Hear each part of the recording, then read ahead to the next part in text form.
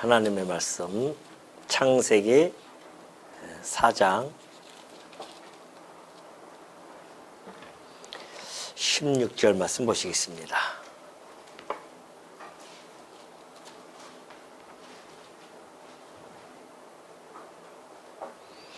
창세기 4장 16절 가인이 여호와 앞을 떠나서 에덴 동쪽 노 땅에 거주하더니 아내와 동침하매 그가 임신하여 에녹을 낳은지라.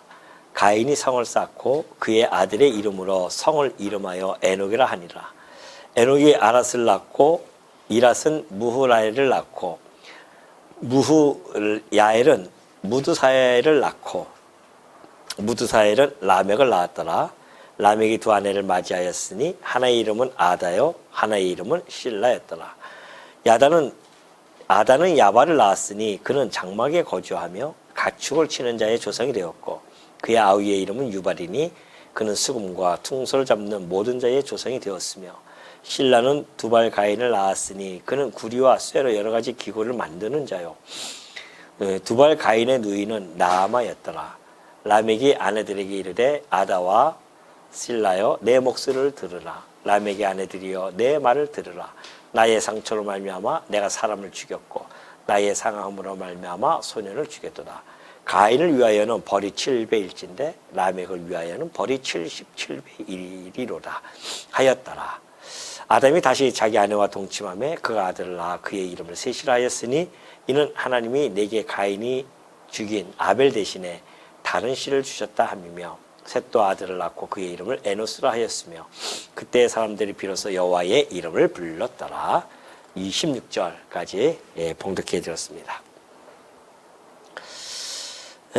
지난 시간에 우리 가인이 아우인 아벨을 쳐 죽임으로 말미암아 하나님으로부터 벌을 받고 저주를 받고 그가 땅에서 피하며 유리하는 그러한 자로서 하나님으로부터 저주를 받는 내용을 저희가 살펴보았습니다. 그럼에도 불구하고 하나님은 그 가인을 보호하시죠. 그래서 가인을 죽이지 못하도록 조처를 해주시고 그를 만나는 모든 사람에게서 죽임을 면하게 하는 그러한 사건까지가 지난 시간에 우리가 살펴본 내용이었습니다. 오늘은 계속해서 가인이 이제 여호와를 떠나서 롯 땅으로 가서 거하며 번성하는 내용이 24절까지 잘 소개되어져 있거든요. 가인이 여호와 앞을 이제 떠나죠. 그러니까 여호와 앞을 떠나서 에덴 동쪽 노 땅에 거주하게 됩니다. 여호와 앞을 떠난다고 하는 것은 어떻게 보면은 이제 무신론적인 그러한 삶으로 가게 되는 것이라 볼 수 있습니다. 여호와 앞에서 우리가 살아가야 되는데 여호와 앞을 떠나버려요, 가인이. 그리고 그 후손들도 역시 마찬가지입니다.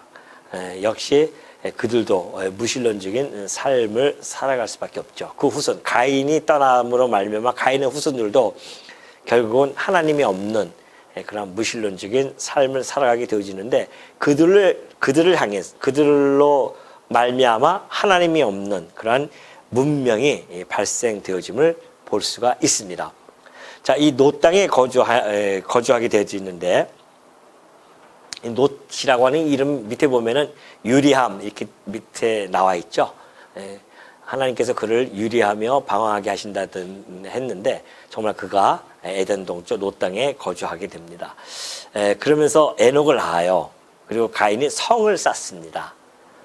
성이라고 하는 것은 그냥 심심해서 쌓는 게 아니죠.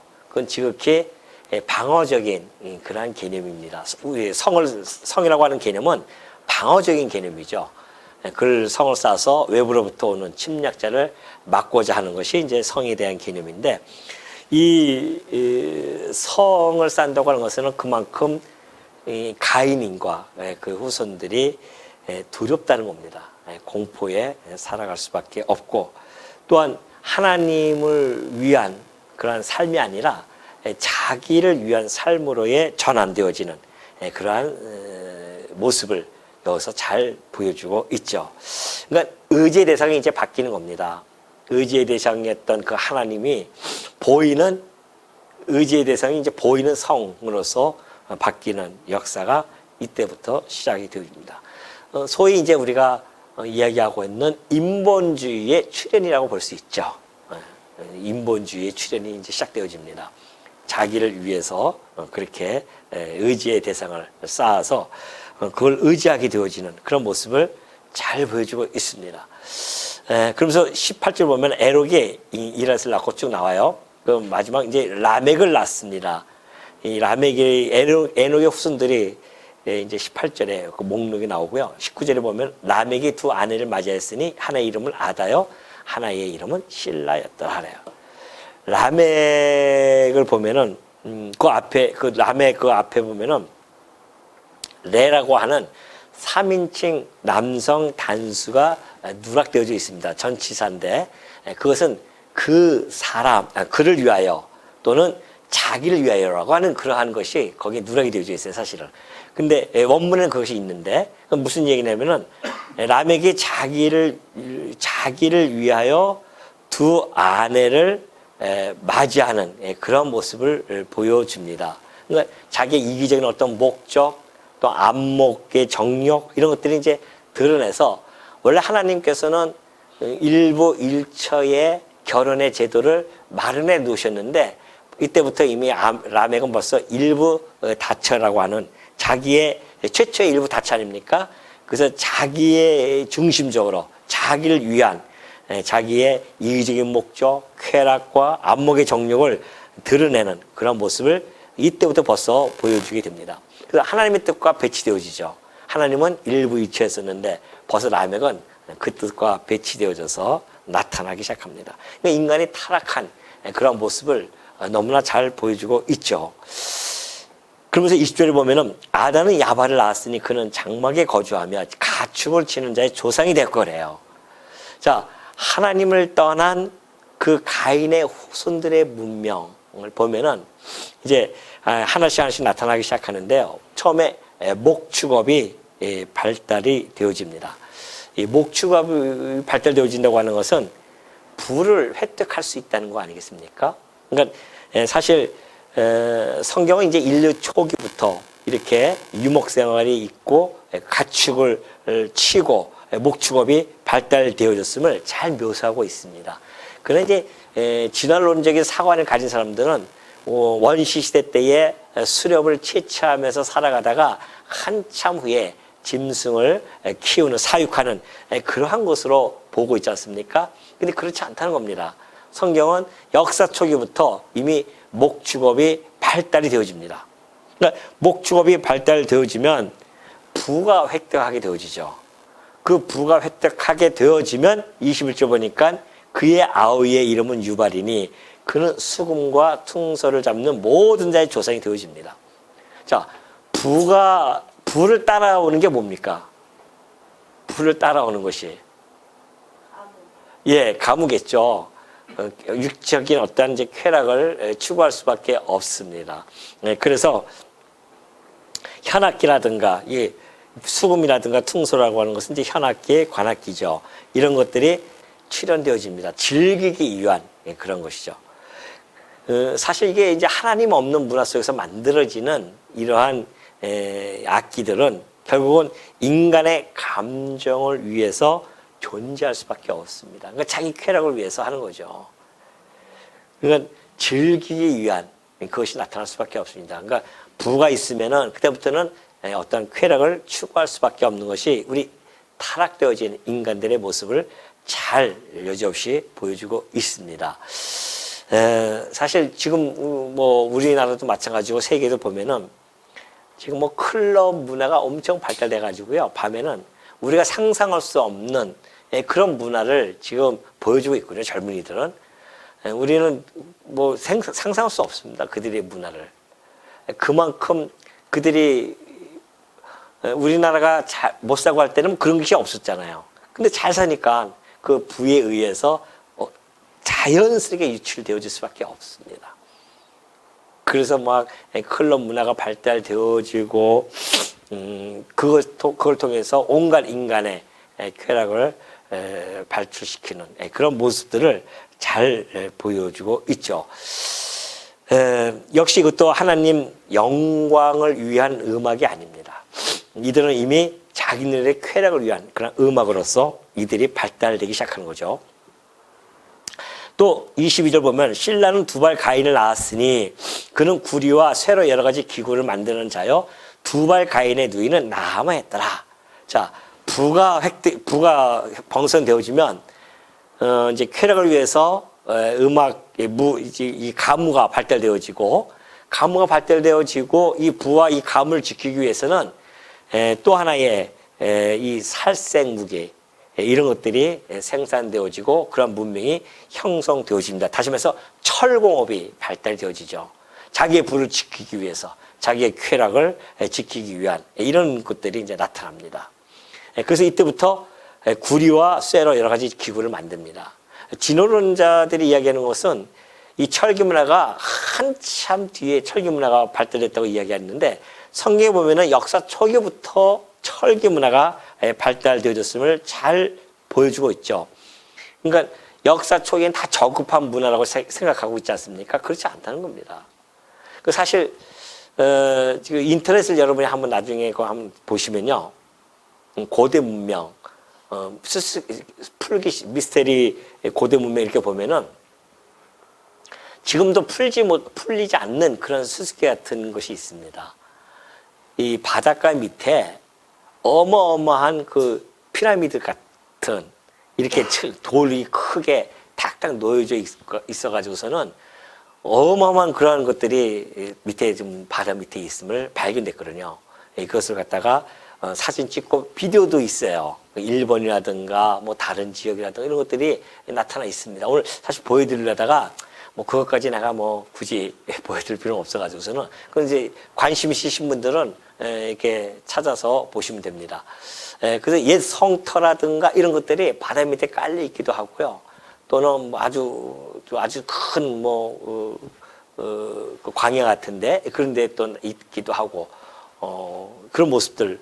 그리고 뭐 에집트의 뭐 스핑크스라든가 이런 것들도 언제 지은지 모를 정도로 그런 긴 시간 동안. 그러니까 홍수 전의 문명이 발달되었음을 보여준다는 것이죠. 그러니까 고대 학자들이 홍수 전의 문명, 이제 기독교 학자들은 그렇게 얘기하지만은 기독교 학자 아닌 사람들은 그냥 고대 문명, 그러니까 10,000년 전, 그리고 뭐 7, 8년 전, 10,000년 전 이상 이런 문화가 분명히 있었다, 문명이 발달되어졌었다라고 인정하는 그러한 추세에 있습니다. 또 그 반대에 있는 뭐 학자들도 있지만은 그렇게 인정하는 것이 그 현물을 보고 그렇게 안 할 수 없는 또 그런 현물들이 있기 때문에 그런 이야기를 하는 거죠. 이런 걸 보면은 홍수 전에 그러한 문명이 발달되어졌으면 충분히 알 수가 있죠. 우리가 굳이 뭐 그 고고학으로 들어가서 고고학적으로 이것이 증명되어졌기 때문에 이 하나님의 이 말씀이 옳다라고 얘기할 필요는 없죠. 그게 또 나중에 아닐 수도 있기 때문에 성경 말씀은 그 고고학에 의해서 증명되어지는 것이 아니라 하나님의 말씀 자체로 우리가 이것을 증명받는 것이죠. 그 말씀 속에서 그 고고학을 바라보면서 그것이 우리들에게 어느 정도 도움이 될 수 있는 그런 고고학적인 그런 유물들이 있기 때문에 그런 차원에서 우리가 한번 그런 참고사항으로 들여다보면 충분할 것 같습니다. 그리고 나서 이제 23절 보면 그래요. 라멕이 아내들에게 이르되 아다와 실라여 내 목소리를 들으라. 라멕의 아내들이여 내 말을 들으라. 나의 상처로 말미암아 내가 사람을 죽였고 나의 상함으로 말미암아 소년을 죽였더라. 그래요. 그러면서 가인을 위하여는 벌이 7배의 일진데 라멕을 위하여는 벌이 70배라 그러죠. 이 라멕이 자신의 두 아내를 향해서요, 아주 자신의 호기를 뽐내면서 부른 노래예요, 사실 이게. 그러면서 아다와 실라요, 내 목소리를 들으면서 하나의 노래식으로 시적으로 이렇게 표현이 되어져 있죠. 그래서 자기의 죄를 자랑하고 있지 않습니까? 이 라멕의 이 철면피함을 잘 볼 수가 있는데, 자기는 정당방위라는 겁니다. 자기 정당방위를 위해 있어서 자기 좋은 대로 합리화시키는 모습을 잘 보여주고 있습니다. 라멕이 자신이 상처를 받았기 때문에 그래서 이 젊은이들, 전도양양한 이 젊은이들을 내가 죽였다 그런 거 아니겠어요? 자기의 살인을 합리화시키는 그런 모습을 잘 보여주고 있습니다. 그러면서 가인을 위하여는 벌이 7배일진데 라멕을 위하여는 벌이 70배라는 것입니다. 가인은 자기를 해하려고 했던 아벨이 아니었잖아요.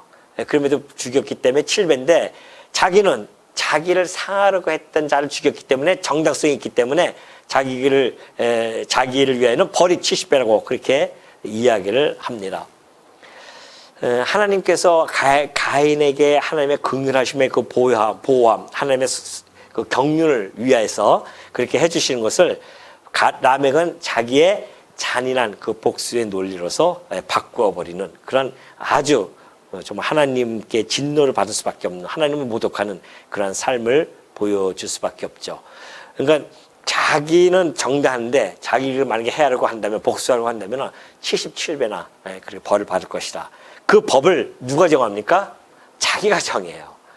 가인에게 7배의 벌을 내리겠다고 하는 것은 하나님이 가인을 보호하기 위한 그러한 방편으로서 줬다고 한다면, 라멕은 자기 스스로가 자기를 보호하기 위해서요 77배라고 하는 그러한 숫자를 들읍니다.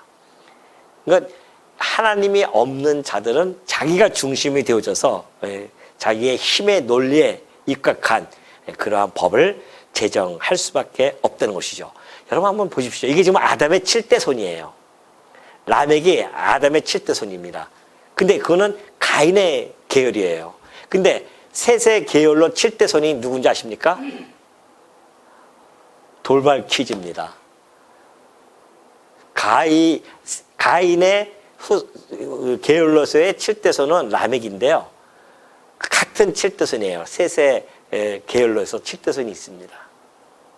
라멕과 아주 대조되어지는 그러한 분이십니다. 예? 노아? 아니, 노아는 아니죠. 그 전. 예, 에녹. 에녹이 바로 아담 계열인, 아담의 셋의 계열의 7대 손이에요. 그러니까 가인의 후손의 7대 손과 셋의 후손의 에녹과의 삶을 보십시오. 에녹은 뭐예요? 하나님과 통행하였더라. 얼마나 멋있습니까? 이것이 이제 우리가 이후에 25조부터 나오는 그 말씀 속에서 우리가 알 수가 있습니다. 하나님을 떠난 이 가인과 그 자손들의 문명, 그리고 이 문화에서 느낄 수 있는 것, 여러분이 어떤 걸 느낄 수 있습니까? 세속적인 것, 폭력, 교만, 이런 것들만 지금 그런 냄새가 풍기고 있지 않습니까? 하나님을 떠난 자들의 그 모습을 보면은. 그러나 하나님과 함께 동행했던 그 에녹, 그 후손들, 에녹의 이 셋의 후손을 보면은 정말 하나님과 동행했던 그런 모습 속에서 그들의 문화와 문명이 이렇게 많이 갈라집니다. 이것이 이제 25조부터 나와요. 아담이 다시 자기 아내와 동침함에 그가 아들을 낳아 그의 이름을 셋이라 하였으니 이는 하나님이 내게 가인이 죽인 아벨 대신에 다른 씨를 주셨다 함이며, 셋도 아들을 낳고 그의 이름을 에노스라 하였으며 그때에 사람들이 빌어서 여호와의 이름을 불렀더라. 그렇게 되어 있죠. 셋이라고 하는 것은 노인이라는 뜻을 가졌습니다. 노였다. 그러니까 누구 대신 노였을까요? 아벨 대신에 놓였다. 그 자리에 놓여져 있다는 그런 뜻을 가지고 셋이라는 이름을 짓습니다. 사실 이 하나님께서 셋을 주신 것은 아담 위에 태어나는 모든 후손들의 모든 죄악됨을 해결하기 위한 그런 방편으로서 또한 하나님이 주십니다. 그러니까 하나님의 구속의 역사는 단절됨이 없었어요. 자, 아벨이 죽었습니다. 그러면 하나님께서 언약 자손을 통해서 여인의 후손을 통해서 언약 자손을 보내실 것인데, 메시아를 보내실 것인데, 바로 이 언약 자손인 이 아벨의 후손을 통해서 와야 되는데 아벨이 죽어버렸어요. 그러면 하나님의 구속사가 단절되잖아요. 끊긴단 말입니다. 그 하나님은 가만히 있을 수가 없죠. 당신의 이 구속의 역사를 이뤄가기 위해서는. 그래서 그 아벨의 자리에 셋을 놓여요. 셋을 그 자리에 놓여서 그 이름 그대로 노임이라는 그 이름대로 아벨의 자리에 놓이게 되어져서 하나님은 당신이 이미 아담에게 하셨던 그 여인의 후손을 보내겠다고 하는 그 약속을 정말 신실하게 이루어가는 모습을 이 25절에서 잘 보여줍니다. 그래서 하나님이 내게 가인이 죽인 아벨 대신에 다른 신을 주셨다. 그렇게 고백을 할 수밖에 없죠. 그러면서 아담은요 하나님을 떠난 가인과 살지 않잖아요. 계보를 보면 아담이 다시 해놓고 셋도 아들을 낳고 그러면서 아담은 셋은 그 아담과 함께 살아갑니다. 셋과 함께 거하면서 아담은 하나님에 대해서 사실은 셋에게 가르쳐 주죠. 그래서 가인 계통은요 이러한 세속적인 문명, 세상적인 문화 이런 것들이 점점 발달되는 반면에 셋의 계통은 종교적인 면에 관심을 갖습니다. 이게 이런 거 보시면 참 보십시오. 자, 이게 이제 아담이죠. 아담을 통해서 갈라집니다. 그래서 이제 가인이 있고 이제 셋이 있죠. 이 가인의 문명은 세속적인 문명이에요. 세속의 문명이 발달되어집니다. 세속 문명이 아주 발달되어져 나가죠. 부와 쾌락과 막 이런 것들이 빠져나갑니다. 셋의 문명은 종교적인 것에 관심이 있어요. 그 보면은 26절 마지막에 보면 그러죠. 그때의 사람들이 비로소 여호와의 이름을 불렀다. 그렇게 이야기합니다. 자, 에노스를 통해서 택자들이 그때 비로소 여호와의 이름을 부릅니다. 이 셋의 종교라고 하는 것은 이제 그들이 셋의 어디에 관심이 있냐 하면은 여호와죠. 여호와의 이름에 이 여호와의 이름에 관심을 갖는 겁니다.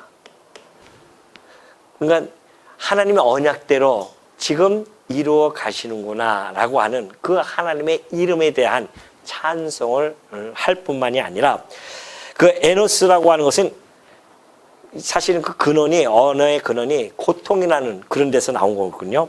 고통 가운데 있는 상태를 묘사합니다.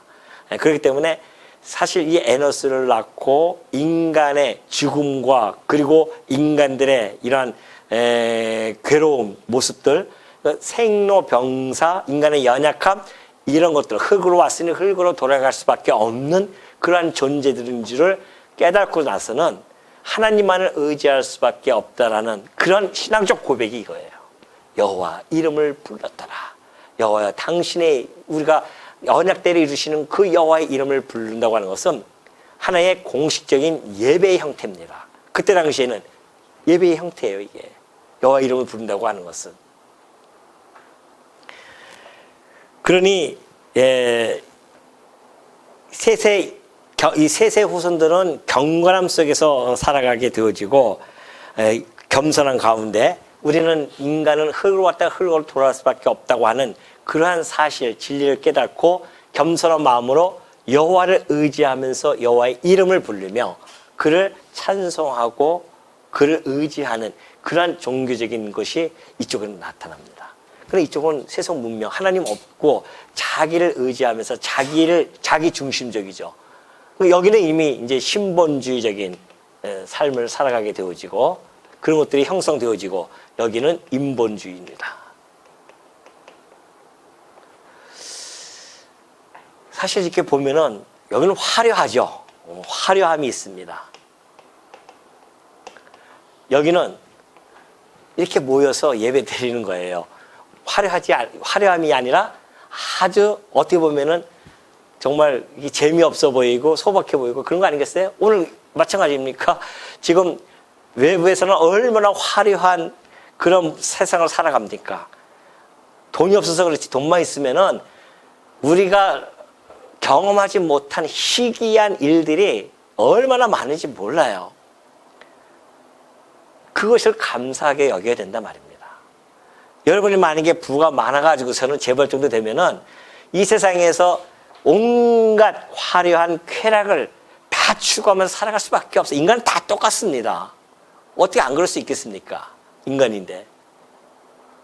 그런데 하나님을 아는 자들은 이런 화려함을 뒤로 무르고 우리는 오로지 이렇게 모여서 정말 이 좁은 공간에 아침부터 피곤한 몸을 이끌고 오셔가지고서는 예배도 드리고 기도도 하고 찬송도 하고, 예? 그러한 모습 얼마나 아름답습니까? 그리고 정말 우리 아까 집사님 기도해 주셨지만은 재직회 때 우리가 직장 생활은 죽어도 빠지면 안 되는 줄 알고 그렇게 하잖아요. 근데 교회는 빠져도 아무 거리낌이 없는, 거기에 대한 염려에 대한 기도가 나오지 않습니까? 이것이 바로 신본주의적인 그런 신앙이 갖지 않고서 그런 기도가 나올 수가 없죠. 뭐 당연히 안 나와도 되지, 뭐 교회는 뭐 한 번 빠져도 되고 두 번 빠져도 되지 않느냐, 이렇게 생각할 수 있잖아요. 우리가 내 직장 가야 되니까. 근데 그거조차도 내가 이 직장을 지금 오늘 어쩔 수 없이 가는데 이걸 내가 빠지고서는 그 하나님 앞에 가서 예배를 드린다고 하는 것이 더 좋은 거 알면서도 여전히 우리가 이 땅에 머물고 살기 때문에 그 한계를 느껴서 갈 수밖에 없는 그 괴로움을 토로하는 거 아니겠습니까? 이게 하나님의 자녀들의 모습 아니겠어요? 이런 것들이 우리의 모습이죠. 이게. 그러나 세상 사람들은, 여기 사람들은 그런 걸조차 생각할 필요가 없죠. 하나님 앞에 나가서 예배 드린다고 하는 것이 아무 의미가 없으니까. 그것이 무슨 가치로우며 얼마나 우리를 한심하게 보이냐 말이죠. 안 그러겠어요? 그러나 세세히 그때 지금도 그러는데 이때도 마찬가지예요. 이들은 화려함 속에 지금 살아가고 있는데 이들은 비로소 여호와의 이름을 부르면서 그 살아가는 정말 이 사람들이 봤을 때는 비웃을 수밖에 없는 소박한 그런 모습, 참 재미없는 그런 모습 같잖아요. 오늘 우리가 재미없는 것 같아도 겉으로 보기에는 서로가 완전히 상반되는 거 아닙니까? 여기 여호와의 이름을 부르는 자들은 이 세속 문화의 화려함이 별로 재미없어요. 가면 재미없습니다. 여러분, 안 믿는 사람들과 가서 재밌게 한번 놀 수가 있습니까? 대화가 먼저 안 되고, 거기는 안 믿는 사람 그쪽에 모임은 술 문화이기 때문에 술이 없으면은 대화가 안 돼요. 맨 처음에 점잖게 기명 하다가도 딱 술만 먹고 나면 이 새끼 저 새끼 하면서 하는 것이 그거 아니에요? 그 문화 아니에요? 거기에 우리가 어떻게 앉아 있냐 말이에요. 이게 들으면서. 그러니까 저도 우리 친구들 보면 거의 못 만나요. 가끔마다 저한테 전화 와요. 이제 너 전화 한 통 안 한다고 나보고 그러는 거죠. 재미가 없어요, 사실 만나면. 그 교회에서 어렸을 때부터 같이 자라던 친구들 교회를 떠나니까 세속 문화에 빠져가지고 똑같단 말입니다, 지금. 그 모이면은 맨날 뭐 당구 치고 술 마시고 그뿐이 없어요. 그런데 내가 거기 가서 목사가 가가지고서는 무슨 재미가 있겠냐 말이죠, 거기에. 저는 이렇게 같이 말씀을 나누고 서로가 찬송을 부르고 이것이 너무너무 좋고 이게 행복한데, 그러니까는 멀리 갈 수밖에 없죠. 그 친구가 멀을 수밖에 없어요. 저희 친구는 여름뿐이 없습니다. 우리 목사님들하고 여름뿐이 없죠. 그럴 수밖에 없죠. 그래서 좁은 길이에요, 이게. 세상 친구들 다 떨어뜨릴 수밖에 없는 우리의 모습입니다.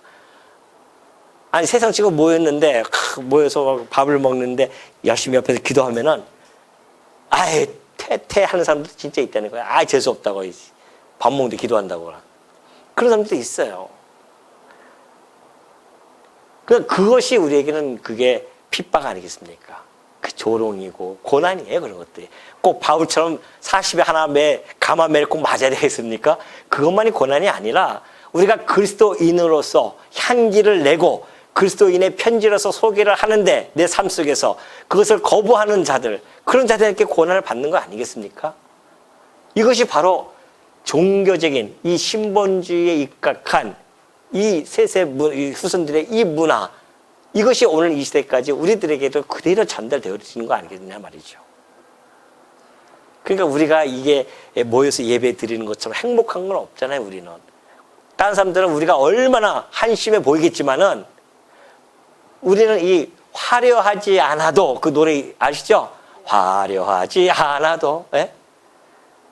비록 사람이 봤을 때는 우리 갖다가 정말 재미없고 따분한 사람처럼 보이지만은 우리는 그냥 모이면 하하하호 재밌잖아요, 그냥. 왜? 우리가 그리스도 안에서 산다고 하는 것이 바로 그런 겁니다. 벌써 이 역사 초기 때부터 갈라지는 거예요. 이렇게 여호와의 이름을 부르는 자들, 그 한 계열이 있고, 세속 문명에 빠져서 부와 쾌락에 빠지고 살생을 하면서 자기의 무기를 만들고 살아가는 이러한 문명, 이런 문명. 그래서 두 계열의 문명이 이때 역사 초기로부터 시작돼서 지금도 역시 마찬가지입니다. 예수 그리스도를 통하여서 나타난 우리가 성도들, 영적인 후손들 아니겠어요? 물론 이 가인의 후손은요, 노아 홍수 때 다 죽어요. 그 셋의 후손 중에 노아만 건짐을 받습니다. 8가족만. 그런데도 불구하고 노아의 그 8가지 이쪽에서도 이것을 번지지 못하고서는 어떻게 합니까? 또 타락의 길로 다 가지 않습니까? 근데 놀랍게도 예수님이 이 땅에 오셔서 우리가 성도라고 하는 이 신본주의적인 마인드를 가질 수 있는 이런 성도로 하나님이 만들어주시고 여호와의 이름을 우리가 부르고 있지 않습니까? 놀랍게도 이 셋의 후손들, 에노스를 낳고서는 셋의 후손들이 여호와의 이름을 불렀던 것처럼 그 신앙이 한치도 다름이 없이 어떻게 해요? 그대로 영적인 우리가 후손, 셋의 계열이에요. 우리가 사실은 영적인 후손이죠. 가인의 영적인 후손들은 누굽니까? 그대로 있어요. 지금 불신자들이 이 땅에 살아가면서 그렇게 살아가는 거죠. 여전히 이 화려함을 추구하면서 살아가는 자들이고, 우리는 무엇을 추구하면서 살아갑니까? 이들은 화려함을 추구하는데 우리는 뭘 추구해요? 소박함을 추구해요? 예, 우리는 하나님을 추구하면서 살아가는 자들이잖아요. 전혀 달라진 겁니다. 이 예수 그리스도의 이 셋은 메시아를 바라보면서 드렸던 그러한 신앙이었다고 한다면, 우리는 오신 예수 그리스도를 바라보면서 신앙하는 것. 그러니 참 우리가 이 뿌리가 얼마나 깊어요. 우리의 신앙이 같은 신앙입니다. 여호와의 이름을 부르는 같은 신앙이에요. 이들은 오실 메시아를 바라보면서 여호와의 이름을 불렀고, 우리는 오신 메시아를 바라보면서 여호와의 이름을 부르는 그런 신앙이라는 것을 마음속에 간직하시고, 우리가 그 셋의 계열의 그 영적인 후손으로서 바로 이 하나님을 예배하며 하나님을 찬양하면서 이 땅에서 살아갈 수 있게 되어졌다고 하는 것에 정말 우리가 천만 만만 다행 아니겠습니까? 이걸 추구하지 않고 이쪽을 바라보면서 살아갈 수 있는 반열에 우리가 올라서서 살아간다는 것, 마음속에 깊은 감동과 감격 속에서 여러분들이 살아가시는 주의 종들 되어주시기를 당부드립니다.